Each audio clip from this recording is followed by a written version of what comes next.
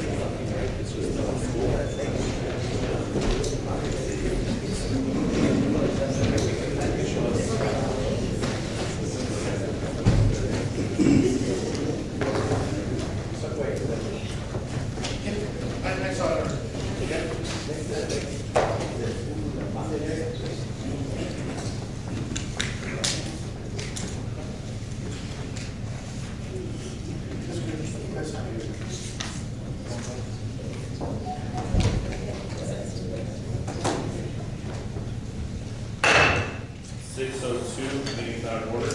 We all please rise for the Pledge of Allegiance. I pledge allegiance to the flag of the United States of America and to the republic for which it stands, one nation, under God, indivisible, with liberty and justice for all.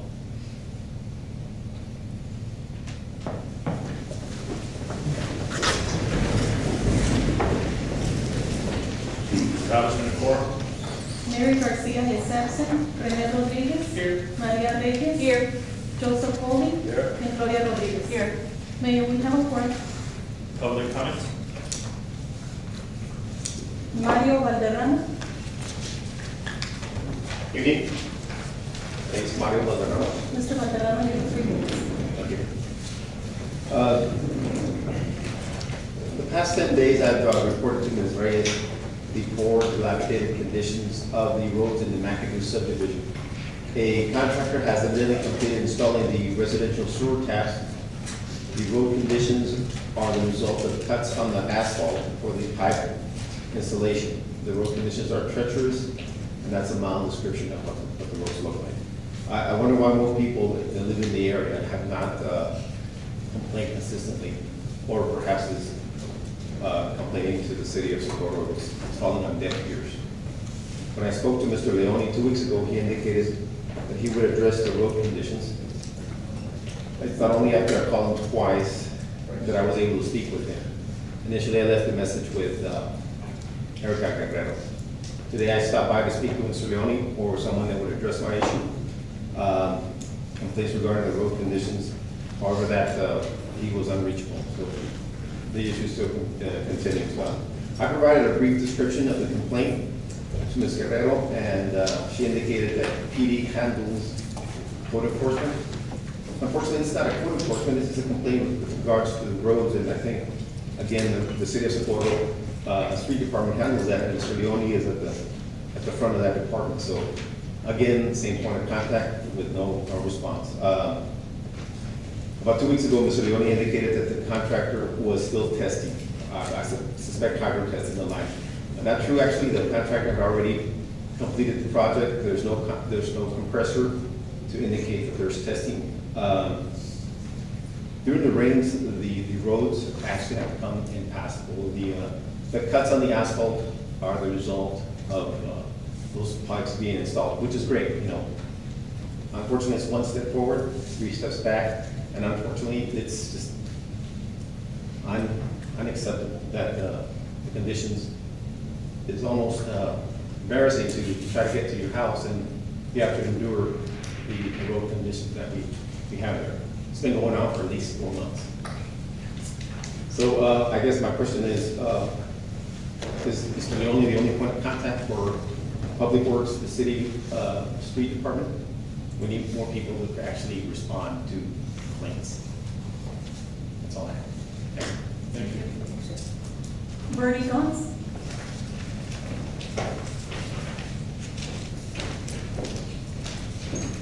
Ms. Gons, you have 3 minutes. Okay, thank you very much for this time, Mr. Mayor and council members. My name is Bertie Gans. I'm a school nurse with Sapporo ISD, and I'm also the president of the Lower Valley School Nurses Association. And this is Rebecca Madrid. Yes, ma'am, the new nurse manager in the Sapporo Independent School District. Okay.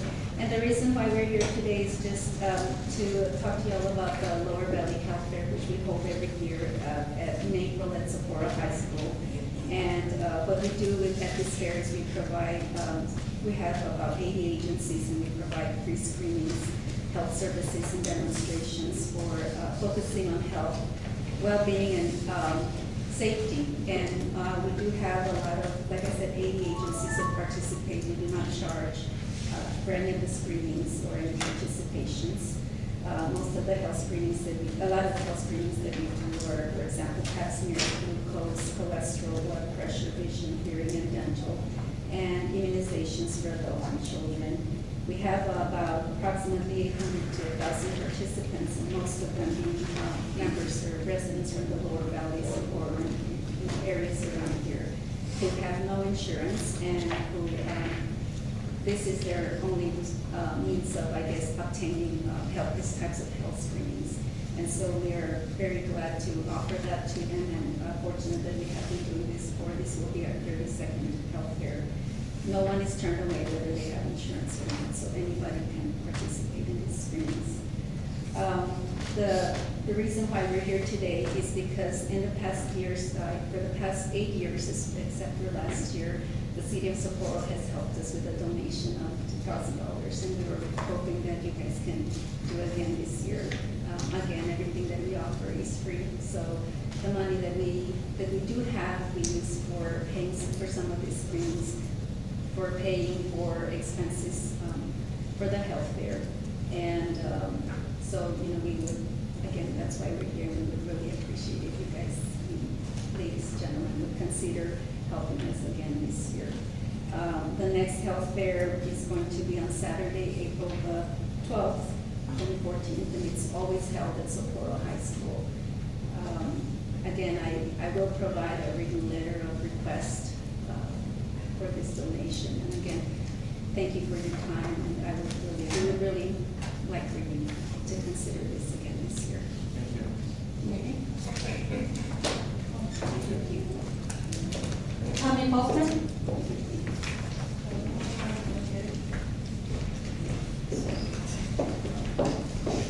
Mr. Hoffman, you have 3 minutes.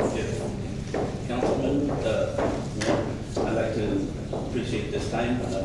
One issue that I have a question with, on these TVs that y'all put up here, did y'all get authorization or approval from the historical commission, since this building is a historical building? Also, on the item number 20, to do from residential to commercial, on that property over there, I wish y'all send it back to planning and zoning commission. The way it looks, there's not enough room for the cars to get around to the, off of Horizon Boulevard, off of North Loop into there. It's only, they have one opening back on Labia, and the address that it's showing facing mine. It does not have enough room for the water runoff that it's supposed to have if it's gonna be a commercial, and that they put a rock wall or a brick up between the double car garage that they have there in the house. It's not gonna leave enough space for any cars to be parked in there, since it's trying to get it into a commercial lot. It has to have where the water to run off to. So I wish I'd send it back or disapprove it at this time. Thank you. Suki Ramos.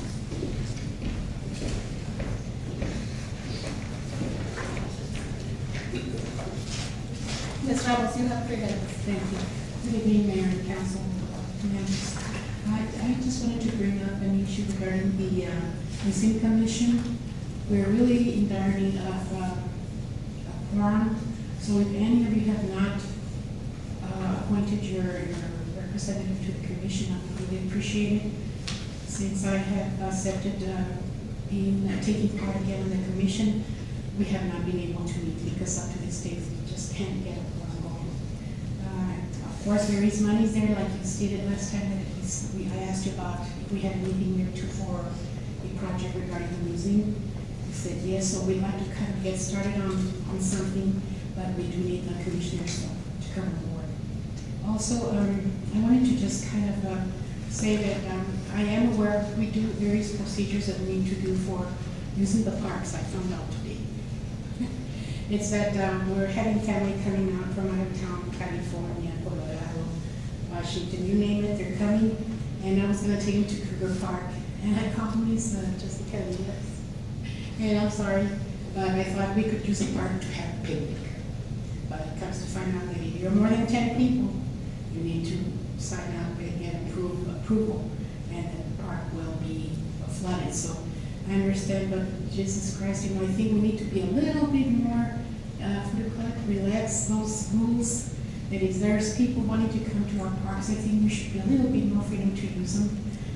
Because over 10 people, that's only one family. Some have just 10 themselves. How can we share, have a little reunion, a picnic with family? We have to sign up for more than, anytime you're going to use the park for more than 10 people. That doesn't sound very, very professional or nice or appropriate. So I'm asking you to please look at those, that form or whatever we need to fill out and take into consideration that if there's any other possibility that we can use any other park or that in the near future that we can really that information so that we can take the proper procedures to use the park. Also, I wanted to thank you for the effort that you have taken upon helping the citizens of Socorro during the flood. I think that there has been more than enough damage, and yes, I think that not only you should be, not only your streets, but us, the community, come together in a collaborative effort to do some of that work that is much needed out there. So I challenge our community to come out and give some of their time, and of course, monetary the Mission Trail Association will be holding a Mission Valley Red and Green Tribute War Fiesta in San Elizario, and we're hoping to team up with the Salvation Army, give them an opportunity to actually put a booth to collect maybe some monetary money to help. Mrs. Ramos, your time is up. Okay, thank you very much, and hope you go visit us. Yes. Thank you. Ralph Huda. Mayor and Council, this council has been moving our city forward, but there are a lot more work to be done in regards to fees and that are being assessed by the city. I recently applied for a conditional use permit. The fee was $650. The same permit in El Paso is $75. That permit is issued within 3 days. The permit in Socorro, you have to go through all these public hearings, meetings, and it's restrictive. The city of Socorro needs to move forward by bringing business in. That's what makes a city strong, is the businesses. And if you keep these restrictive policies in place, businesses aren't going to come here. They're going to just, you try, and then, all these funds are not refundable. So if you don't, are not successful, you lose your money. TABC charges a fee only after you're approved. All of that is up until the day that you're approved, you don't pay a dime. But in Socorro, you have to pay $650 whether you're approved or not. And those are restrictive. Those are keeping businesses away from Socorro. And these are practices that have been implemented within the last 4 years. And these are things, a lot of things that need to be looked at to bring business into Socorro. And these are the things that a lot of people don't really see, is how much we have to pay to start a business in Socorro and how many obstacles are in our way to do that. Like I said, 650 versus 75, 3 days versus 3 months and counting. These are things that, for us to move forward, we need to look at, and there's a lot more things that need looking at that are hindering our city. With regards to the flooding, you guys did a great job. There's a lot of work that needs to be done in infrastructure. Y'all were doing it after the fact. What should have been done was preventative, and that's, you had no hand in what was done previous. But now, I think you have the information to move forward with infrastructure to get the problem fixed, so we don't have the problems again. And then a lot of people you're using the floods for political purposes, which is so wrong. People's suffering should not have any place with the person's wanting to get elected or not elected. And that was wrong, and we saw it. And to me, there's no excuse for that. Mr. Duran, your time is up. Thank you very much. Thank you. Thank you. Armando Vaca?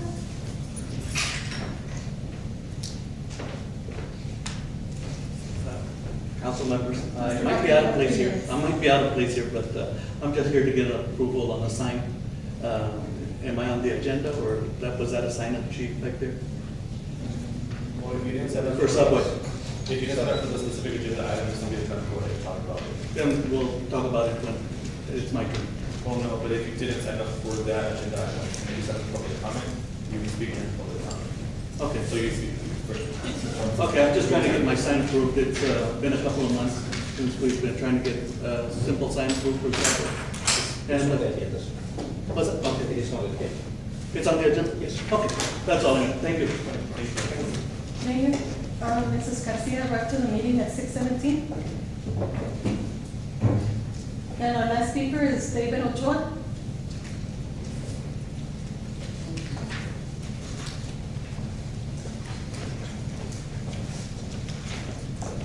Mr. Ochoa, you have 3 minutes. Yes, thank you. Good evening, Mayor, City Council members, city staff. I'm here to speak on item 23. I don't know if this is the appropriate time to address council, but if you want to wait for the item, goes to executive session, we'll have an opportunity, sir. No. It was during public comments. Okay, thank you. So, Mayor, City Council, earlier this evening I sent you each an email with an attachment. That attachment, I can either read it into the record now, but I'd rather use my 3 minutes to try to appease to your sense of justice. I'm here on behalf of one of your city employees who has been, we feel, denied due process as well as justice before a body. All she's requesting is, according to your ordinance 186, to exercise what the provision is for the city council to make a recommendation that the civil service commissioners hear her grievance. And I'm here at the urging of the commissioners, the chairman of the commission, Mr. Duran, and Mr. Norfleet at the last civil service commission meeting, which I attended and tried to present. I have to tell you, city council members, mayor, that I've tried, this has been an ongoing process. This is the 4th time I've come before a body, an authoritative body for the city of Socorro, to try to present Ms. Natale's case. And each time we have been heard. I'm just asking that you look at the provision in ordinance 186. I can read it to you, read it into the record, sir. Very simply, it states, and this is Civil Service Commission Rule 2, the functions, duties, and procedures of the Civil Service Commission under Section B, jurisdiction, subsection 2E. It says, Jurisdiction, the commission shall have limited jurisdiction. It goes on to say that the commissioners can hear a grievance and an appeal in any other matter as referred to them for a decision or recommendation by the city council of the city of Socorro. And that's all we're asking, Mayor, is for Ms. Natalea to have a fair and impartial body hear her grievance.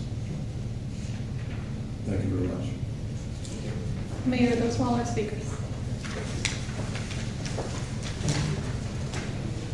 Moving on to item number 5, recognition of Socorro High School for providing services during the flood.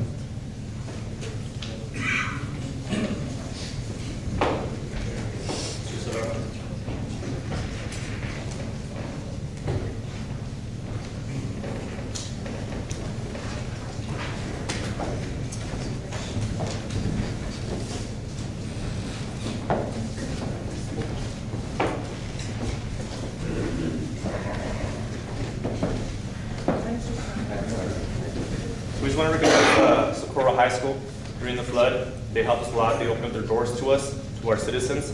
The Red Cross had a shelter at the gymnasium there in Socorro, and we were very grateful because of them, people had a place to stay while they helped them out with the Red Cross. You know, they were there for over a week, I think, almost a week, a little bit more than that. 2 weeks, actually. Almost 2 weeks. Now they're at hotels.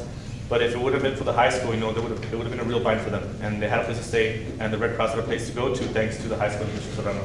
Thank you, sir. Thank you. Thank you.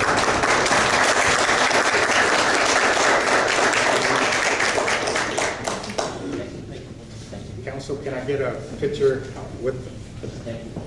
I'm going to take a second to recognize Chief Reyes. He took about 150 kids every weekend to help, with the flooding. So I want to recognize him. He's really the one that really is our hero at Socorro High School. Thank you.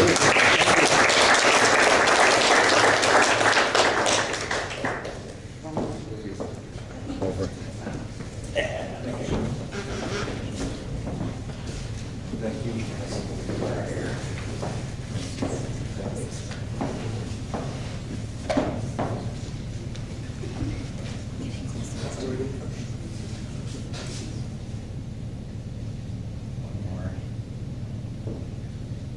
One more. Third one is a charm. Thank you. Thank you. Thank you very much. Appreciate it. Thank you. Thank you. Thank you. The recognition. Thank you, ma'am. Thank you.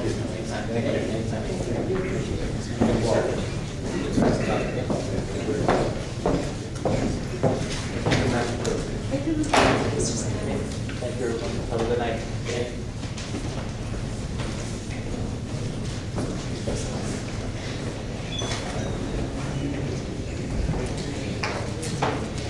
Moving on to item number 6, presentation by El Paso County Tax Assessor Collector regarding county scofflaw. Good evening, Mayor, council members, staff, city staff. My name is Frank Ortiz. I'm the Chief Deputy to the El Paso County Tax Assessor Collector Victor Flores. We're here mainly to give the new members of the council an update or a refresher, if you may, of the scofflaw program that we have implemented with the county with the city of Socorro and the county of El Paso. Mr. Sergio Garcia, our enforcement director, will give you a brief presentation of some of the information, and then I'll come back to give you additional info also. Sergio Garcia. Good evening, my name is Sergio Garcia. Excuse me. I'm the enforcement director for the county tax office. Before you, I put I didn't know we had the TVs or all the PowerPoint. But basically, we were here roughly, I think, over a year ago or close to a year ago to explain to you all what the city scofflaw and the county scofflaw is all about, how it's driving additional revenue to our county and to assist also the city. Okay. On the second page, you'll see we have collections from 2004 to November of 2011. Reason we have that is the old program that we had. It took, about 7 years to collect 1.2 million. They revamped the system to where we weren't going through the state anymore. and then we were doing it locally through the county IT department. It made a huge difference. What happened here is that if you got a ticket, then the car was the one that was being flagged, not the individual.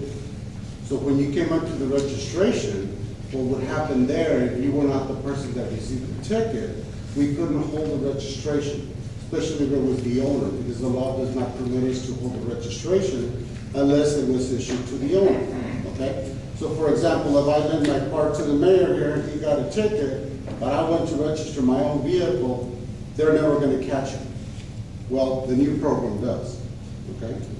So you'll see the next page, collections from November of 2010, actually should have been 2011 there, to August, we've now collected close to $4 million. That's a huge difference. What happens now, same scenario, I lend the mayor my car, I go up to the counter to register my vehicle, it's gonna flag the vehicle, but they're gonna realize right then and there that it's not under my name, that it's under the mayor's name.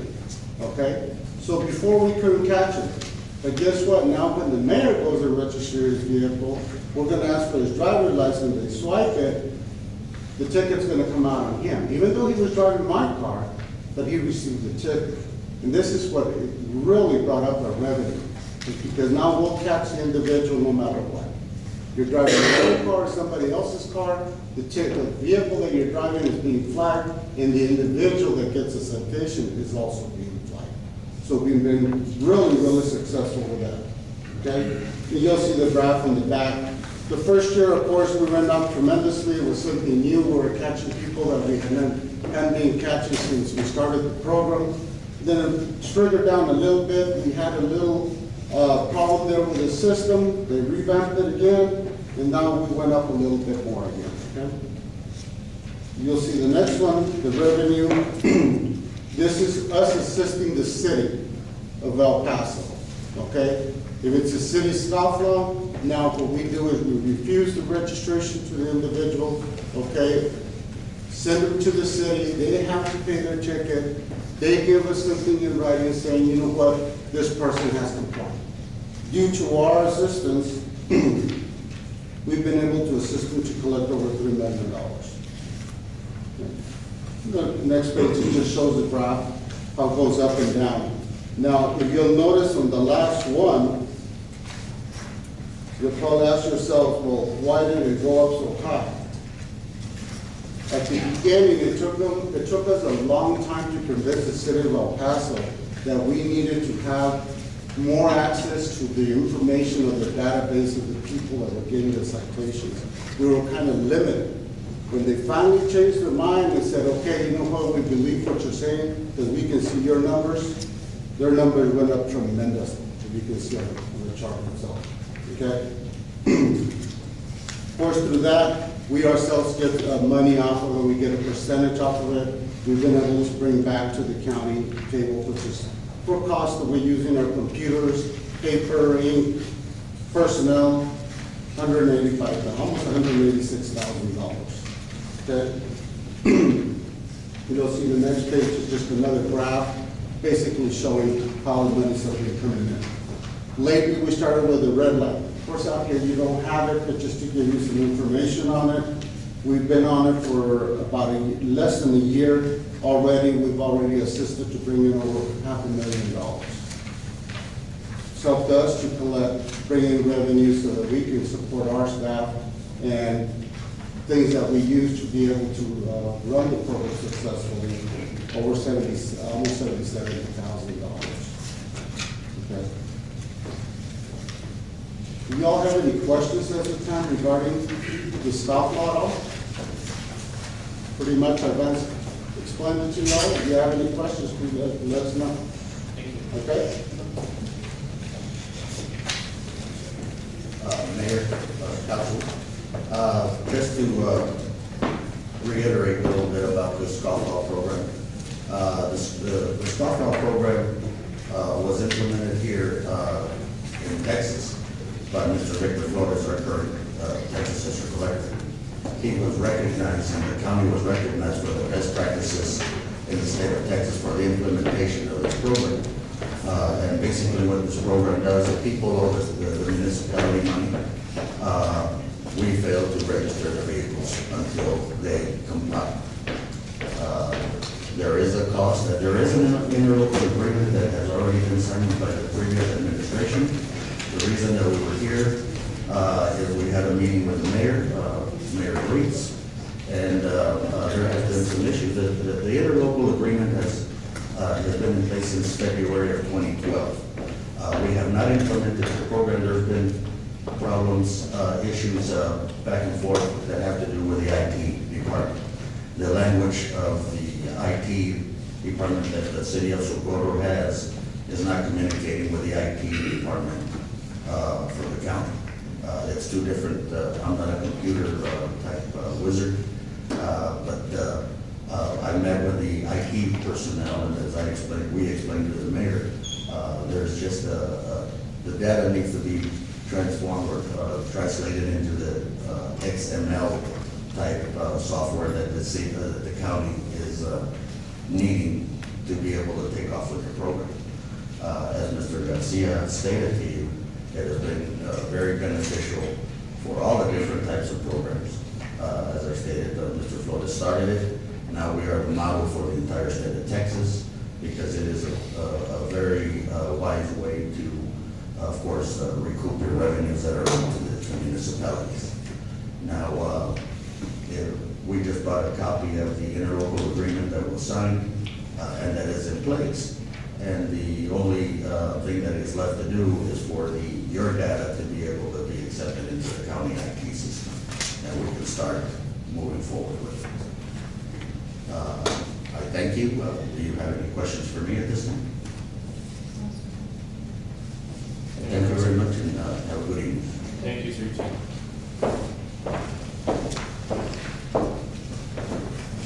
Moving on to item number 7.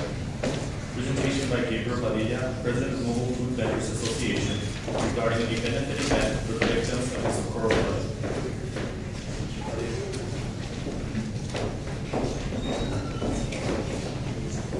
You have 10 minutes. Okay. Hi, good evening. Thank you for giving me this time, Mr. Mayor and Council. I am the president of the Mobile Food Vendors Association of El Paso. It's something very new that we're bringing to the city. We're trying to revamp the whole stereotype with people look at mobile kitchens, your typical, people think they're roach coaches, burreras. But we're really trying to promote gourmet food and trying to really bring what you see in other cities here as well. And we realized the damage that the floods had in Socorro. We had a plan for an event, November the 2nd, for a car show, and we want to tie that into a benefit for all of the door entries to be donated to the flood victims. So we are going to be asking either for a monetary amount, canned items, jackets or blankets, and all of that will be donated to a charity. Right now we don't have one selected, and we'd like for assistance with that, and that's why I'm here tonight. If you could help us with a charity that we could donate this to. So far we are covering all the costs. The only thing that we've run into is probably the noise, because if you have 10 food trucks going and they all have a generator, it gets pretty loud. We are planning on having live music. We have a couple of bands already booked. And so far we have a group of matachinas that will be there. We're trying to get 3 or 4 more. And so we're trying to cut the noise level down, and that's another thing that we'd like to ask for help with, if we could come to you with aid for a generator. That way the noise wouldn't be so loud. But again, this is on November the 2nd. It's Dia de los Muertos. It'll be held at the Tidal Max on 7000 Gateway East, Gateway Boulevard East, from 12 p.m. to 4 p.m. And there's definitely going to be a lot of food and drinks. And we expect probably at least 2,000 to 3,000 people to show up. We have support from 92.3 The Fox, the EP Raiders. We have a free gaming trailer for the kids, jumping balloons. And again, we'll have the live music and the montachinas as well. Any questions from you? No. Yeah. We'll be in contact with you. All right. Thank you. Moving on to item number 8, presentation by Planning and Zoning Director regarding 2013 flood.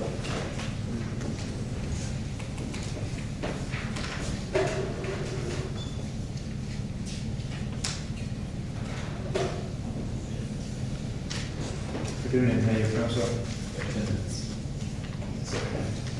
It's a short presentation. I prepared this afternoon. And I'm planning to give you an overall view of the flood that we have suffered recently. First of all, we have identified with official information from FEMA, from the county, and what are the location of the most dangerous arroyos affecting the city of Socorro. We all know about the consequences, and we all know, although we were preparing or maintaining our arroyos previous to the flood, we knew the consequences. We knew all the tragedy we suffered. But we need to come up with a plan. Especially, let me turn on this.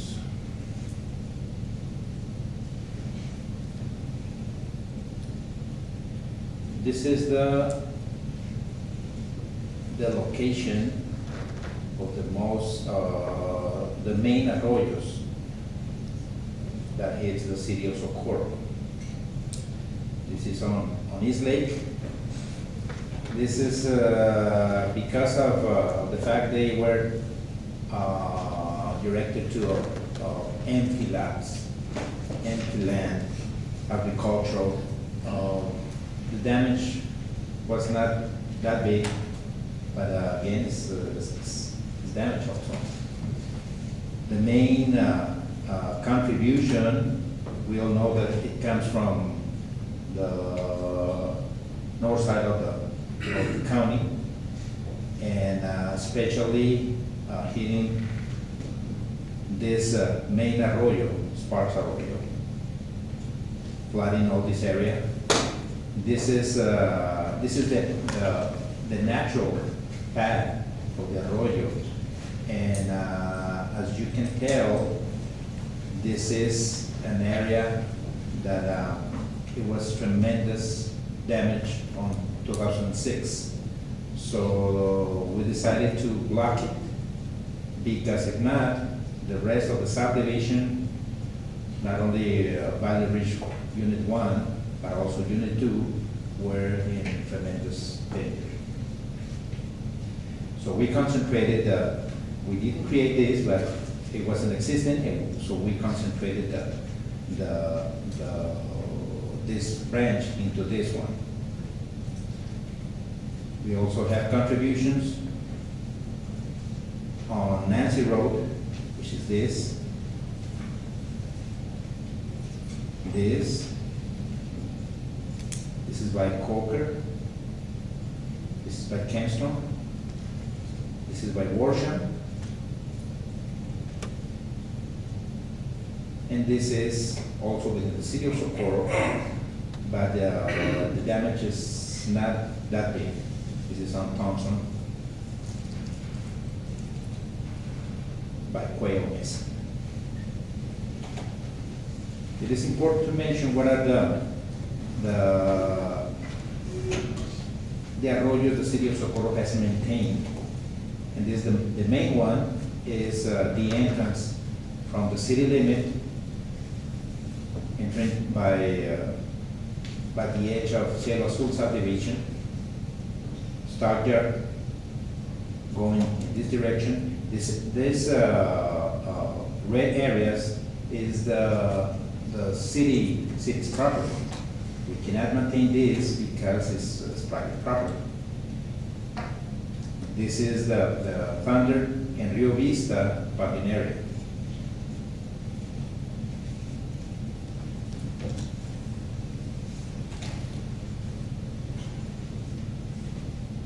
Now this is the interesting thing. in order to minimize and to be prepared for future events like that, like the one we suffered, we need to take action in several areas. Number one, obviously, we need to maintain our existing arroyos and reservoirs, definitely. Number two, we need to make provisions, acquiring additional land. For example, this is an area that need to be maintained and arranged as a ponding area.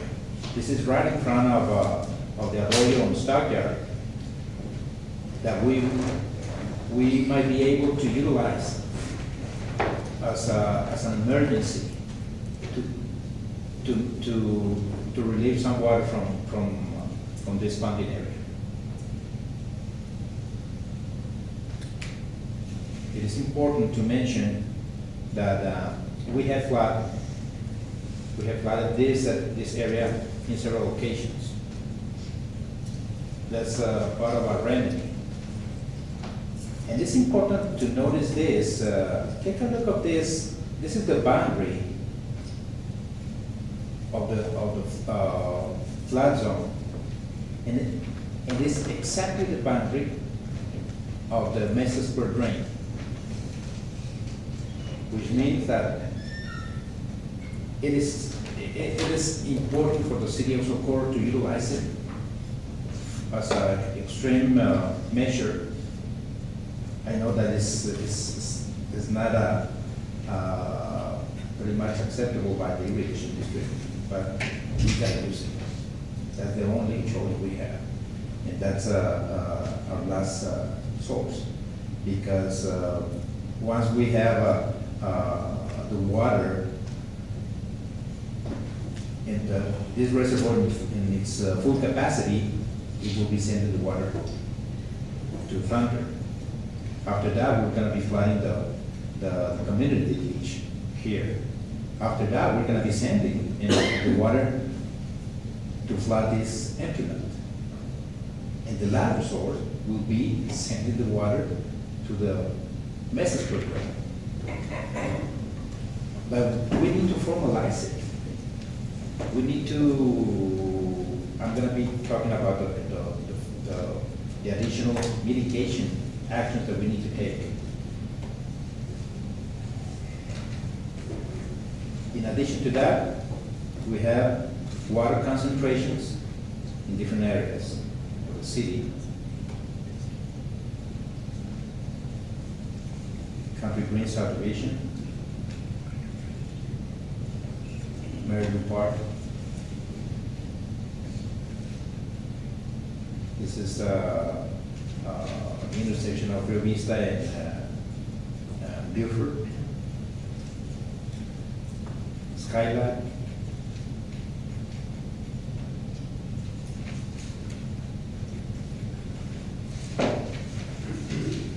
The red dots are the proposed drop inlet system. What I'm planning to do, especially on this,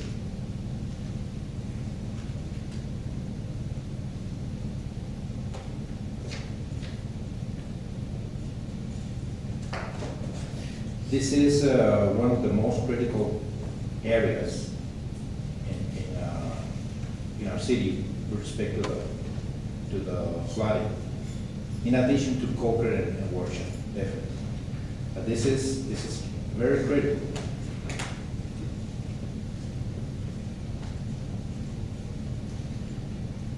On this, obviously this is just a conceptual plan. This is not the full design. If you concur with this idea, obviously we need to contact an engineering firm to make all the details. But this is the plan. Let's say that we're going to be seeing the cross section from north to south, from Valley Ridge to Horizon Boulevard. We're gonna be capturing the water.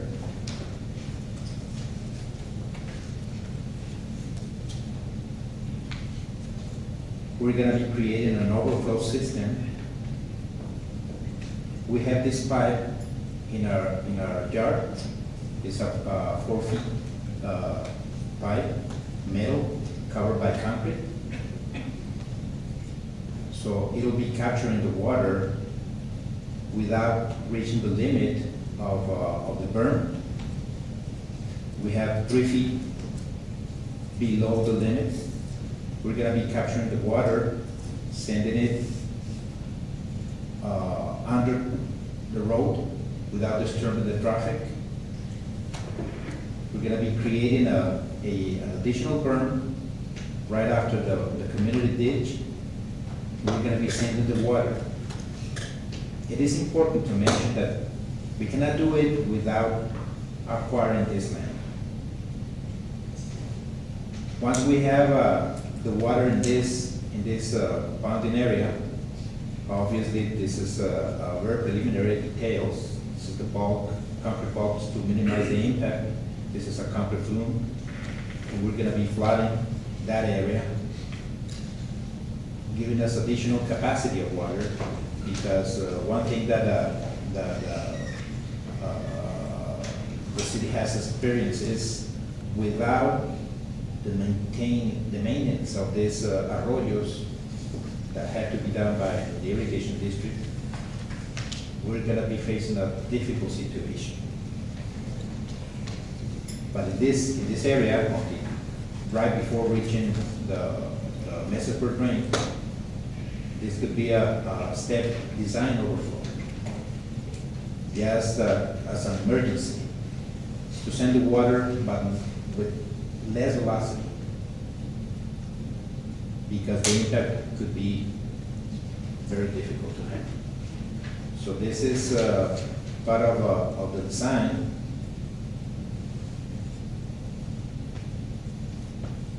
And going back, this is where the overflow system will be, the step design will be sending the water to the Messesburg drain. The overflow piping design will be acting to send water from here to here underground.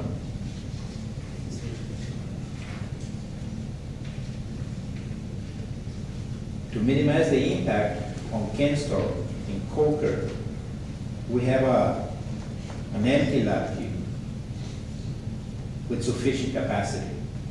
And because of the fact we have the proximity of the Messesburg drain here, we can capture the water here, minimize it, hold it, while the rest of the Messesburg drain gets, rain, and we're gonna descend it with an overflow system also. In addition to that, we need to capture most of the water from this arroyo, and if it's necessary, to buy a little strip of land to send the water from this pond to the Messesburg drain. Even though without doing anything, the Messesburg drain is a salvation, and we need to utilize it. But before doing that, if we can, maintain or hold the water until it is necessary, we can do it with a more efficient way. So the water is not a problem. The problem is if we don't handle it, if we don't send it where it is not going to be creating a problem or disaster. It's not a problem with water. The problem is the way we handle it.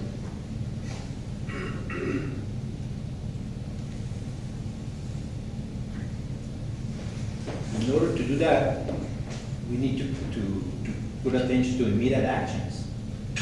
We need to acquire permit from the irrigation district to discharge the water, the excess water into their drainage structures. We need to acquire the necessary land to create additional funding areas. Thunder Road. The new two funding areas that I showed, close to Coker and Kingston. We need to put immediate action on a drop inlet program. We need to create a percolation system on all the water concentration points. Because of the fact the city of Socorro doesn't have a strong sewer system, but we need to send the water into the water table, but not directly. It has to be properly filtrated by sand. So the process it's pretty simple, but it's kind of time consuming. But it's a permanent solution if we maintain those drop-ins.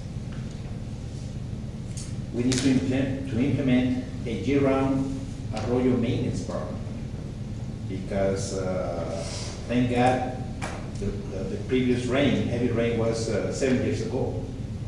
But in the meantime, we need to prepare our funding areas and arroyos and the path. We need to also promote the enforcement of private funding areas, not only within the city of Socorro, but also in private properties.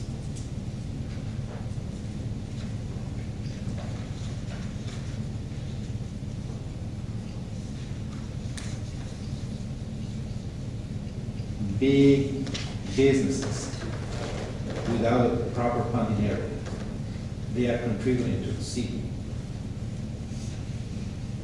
to the destruction of our roads and also overflowing our